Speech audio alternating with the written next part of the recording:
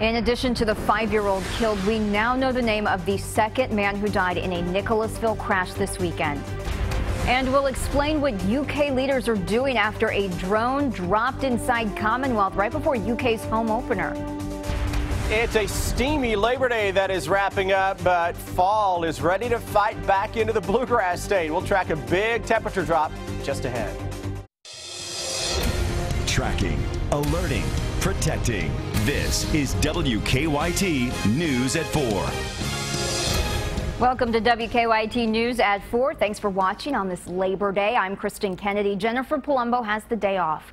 We've had a hot holiday weekend and we're not getting much of a break today. Here's a live picture of downtown Lexington, where we are once again seeing temperatures climb into the 90s. Let's check in first today with WKYT Chief Meteorologist Chris Bailey. Hey, Chris. Hey, a lot of upper 80s to around 90 degrees out there this afternoon into much of central and eastern Kentucky. Throw the humidity into the mix, and obviously this has been a holiday weekend that's more appropriate for the 4th of July as opposed to Labor Day weekend. Upper 80s to right around 90 into much of central and eastern Kentucky. Defender tracking a couple of at least scattered showers and storms out there into parts of southern Kentucky. Now you get into parts of London, back into Williamsburg and southeastern sections of Pulaski County. A couple of those showers and storms now beginning to pop. That's giving London a couple of raindrops and knocking those temperatures into the 70s in a few spots. A little farther to the north across the Lexington metro. Not a whole lot to write home about. Broaden out the view, showing you how a lot of the moisture is mainly confined to parts of southern Kentucky. Though, if you want a little heat relief, and I can't imagine at this point many folks out there would like to see some kind of relief coming their way. We look back to the northwest. A couple of cold fronts are on the move. Those fronts will make their way toward the Bluegrass State by the end of the week and into the coming weekend as fall fights back as we go toward especially late week and into the coming weekend. When I come back in just a few minutes, Kristen, we're going to talk about how showers and thunderstorms will usher in that big fall blast. That's in about 15 minutes. Chris, thank you. A child is now the third person to die after a crash on a busy central Kentucky highway. The Fayette County Coroner's Office says 5-year-old Lauren Oslin died at UK Hospital. Police say she was in the pickup that was hit head-on yesterday on US 27 in Nicholasville. The driver of the truck, Rusty Johnson, and another man, 51-year-old Robbie Chaffins, also died. WKYT's Miranda Combs has our top story at 4. A mother of 3 was traveling here on US 27 around 1 yesterday when she saw smoke coming from the 2 crashed cars. She jumped out of her car and ran to help the victims. She said she first went to the Explorer and felt a faint pulse in the driver's neck. The other car, the tan pickup, she said it was obvious the driver, Rusty Johnson, did not survive the impact of the crash. But it was when another man helping at the scene pulled back some of the roof of that pickup that they saw the little girl. I couldn't tell if she was alive or not, but then you could hear, she took a breath and started to try to cough, and we tried to get her out. We couldn't. And then about that time, I had been on the phone. I had 911, and I told them, I said, they have to get here quick. There's a little girl. You have to save the baby. The coroner's report shows that 5-year-old Lauren Oslin died about 8 hours after the crash yesterday. In Jessamine County, Miranda Combs, WKYT. Our partners at the Herald Leader are reporting Oslin was in a booster seat, but the force of the wreck broke the seat in half. Her mother and brother are still at UK Hospital. Rowan County Clerk Kim Davis is now spending her 5th day behind bars. A federal judge has ordered Davis to issue marriage licenses to same-sex couples, but she refuses, citing her religious convictions. Jerika Duncan reports from the Carter County Detention Center in Grayson, where Davis is reading the Bible to pass the time. As Kim Davis spends another day in isolation, her lawyers are scrambling to get her out. In court documents filed Sunday, the attorneys appealed last week's contempt order that landed the county clerk in jail. Roger Ganem represents Davis. Getting her out of jail is a priority for us because she doesn't belong there. She's a prisoner of conscience. Free Kim Davis. Over the weekend, hundreds gathered in 90-degree heat to voice their support for the Rowan County clerk, including her husband, Joe. And I talked to her on the phone. She's in great spirits. We was joking, laughing, cutting up. She said, honey, I'm just as comfortable as can be. And at churches in Moorhead, Kim Davis was on the minds of the faithful. Pray for Kim Davis. Sherman Chambers and his wife Vernice are planning to do more than just pray. I will support her in any way she needs support. Money, or I'd even go to jail with her. To mark 1 week at this detention center, organizers at this past weekend's rally are calling on Davis backers to fast on Thursday. Jerika Duncan, CBS News, Grayson, Kentucky. Republican presidential candidate Mike Huckabee plans to meet with Davis tomorrow. Leaders with the Grayson Police Department say schools will close tomorrow on the east side of the county to assist with traffic for the planned rally. University of Kentucky leaders aren't identifying the student involved in a drone incident this weekend. A UK spokesperson says no one was hurt when the drone crashed on the suite level of Commonwealth Stadium. It dropped down just before the start of Saturday's UK football home opener. School leaders say police spotted the student flying it and talked with them right after it crashed. The drone clearly probably got away, which can happen, and something bad could have happened, and we're fortunate that it didn't. Just last week, a drone crashed during a match at the U.S. Open in New York City. No one was hurt, but the crash did delay the match. The FAA is currently testing an app called Before You Fly that would let drone users know if they're flying in restricted airspace. We are working on a number of other stories for you on WKYT starting at 4:30. Right now, WKYT's Amber Philpott joins us from the newsroom with a look at some of the news in progress. Amber? Hello, Kristen. Robbers have hit 3 hotels in Danville in the last 2 weeks, and police think the same person is behind the string of crimes. Police say the 3 robberies have happened every 5 to 6 days. The most recent happened at the Hampton Inn Saturday night. The first was on August 25th at the Super 8 and then August 30th at the Comfort Suites. Comes in, he demands money, shows that he implies, either shows or implies that he has a weapon each time, and the clerk either gives him money or the guy leaves without money. One hotel clerk told us hotels typically do not have a lot of cash on hand. In one case, police say the robber was told the hotel only had $40 and the suspect simply walked away. Police say he will still be charged with attempted robbery. We'll have the very latest on the investigation on WKYT News at 4:30.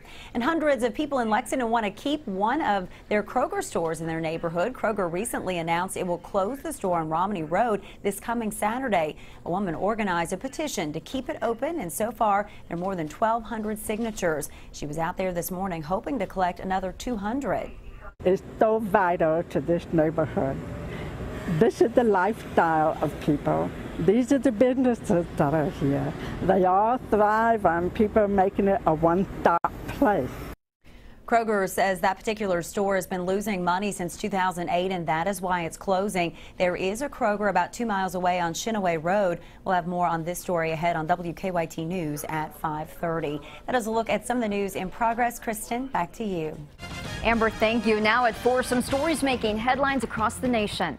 Family and friends in an Illinois community are saying their final goodbye today to a police officer gunned down during a chase. Funeral services for Lieutenant Joe Glenowitz were held this morning at his old high school. The 52-year-old was shot last Tuesday when he was chasing 3 men. Backup officers sent to the scene found him. Police are still searching for the 3 men involved in the chase.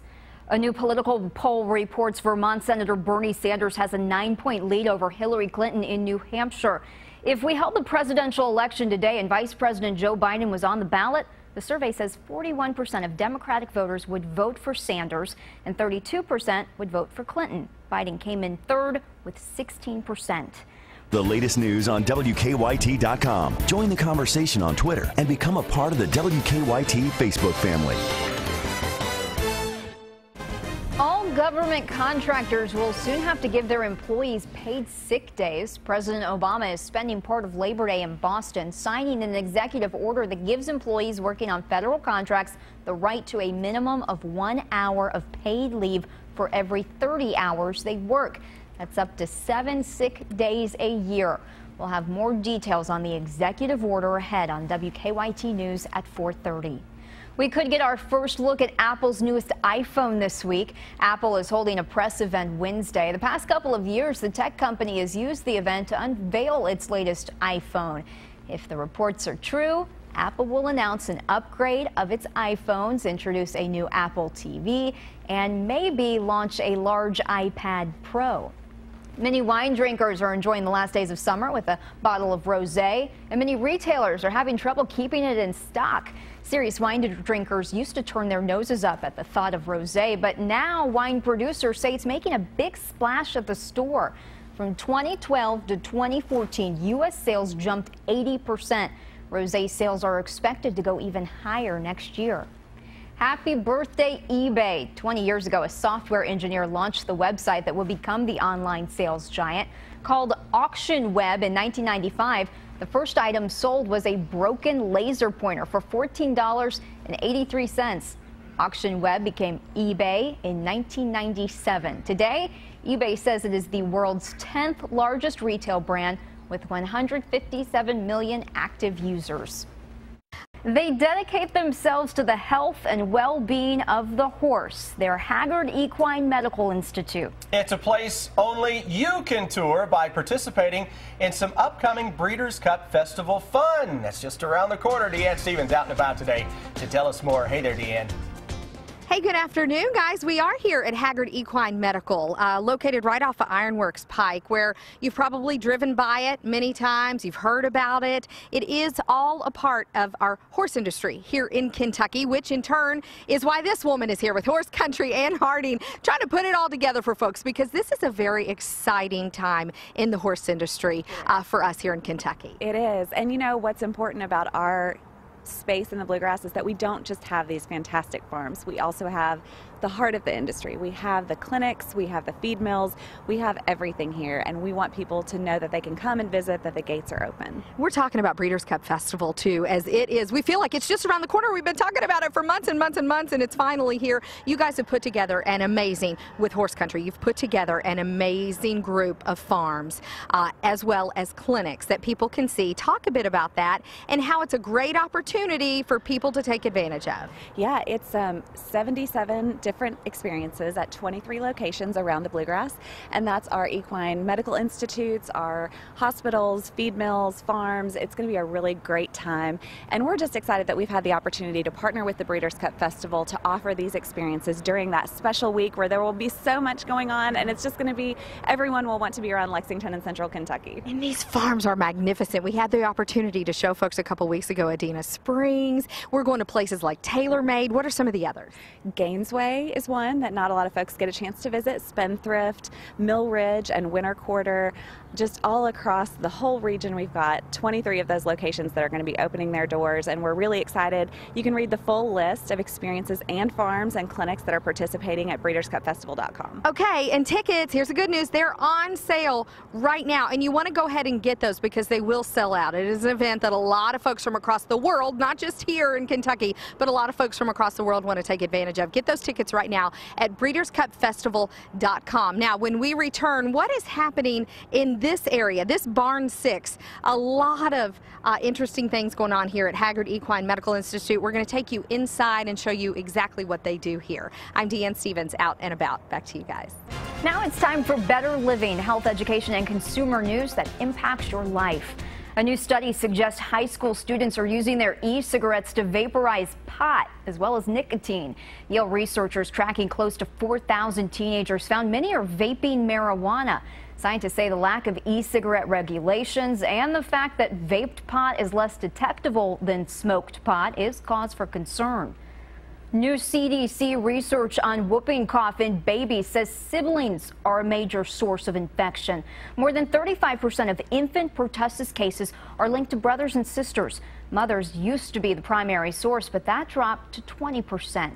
And researchers in Britain found hospital patients admitted on weekends were more likely to be sicker and more likely to die than people hospitalized during the week.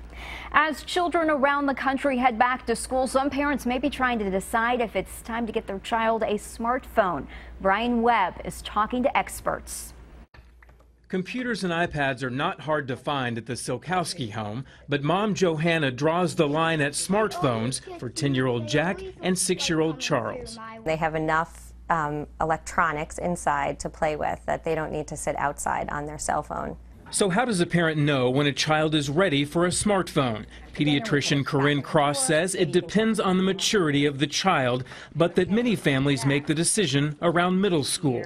think about the situation that your child's in and why it is you really want to get them the phone. Do you want to get them the phone for safety? Do you want to get them the phone so they can communicate with their friends?